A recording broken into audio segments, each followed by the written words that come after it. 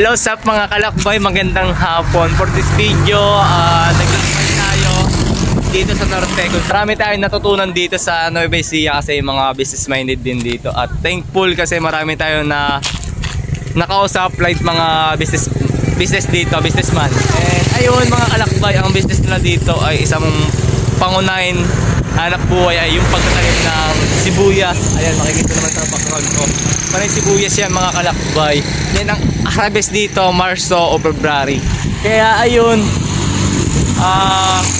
nag-vlog din ako dito kasi papakita ko lang yung magandang nilang lugar at taniman talaga dito. At thankful kasi ayun, habang tayo lumalakbay, meron tayong extra income na kung gusto mo ng sibuyas, paki-pay mo lang si maglalakbay. Aking sariling account na si Shelo Esquilio. Diyan kayo mag-PM sure. Tubukin tayo para mas mura. Thank you. Ayun, abangan din yung deliver natin next month sa mga gusto ng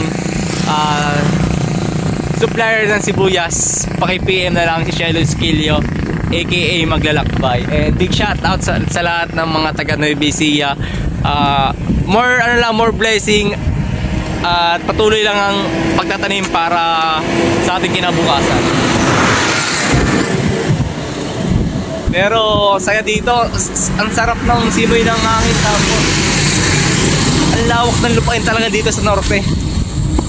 Ganito pala yung experience, tapos ang sarap makipag-usap sa mga tao dito, mga babae. And thank you, tara lakbay tayo. Papunta nga pala tayo ng Gabaldon, Nueva Ecija, yung magandang destination dito. At ayun, tara, hindi ko na papatagalin pa. Thankful ako ngayong araw at ingat sa inyong paglalakbay. Tara, patuloy na natin yung ating pupuntahan.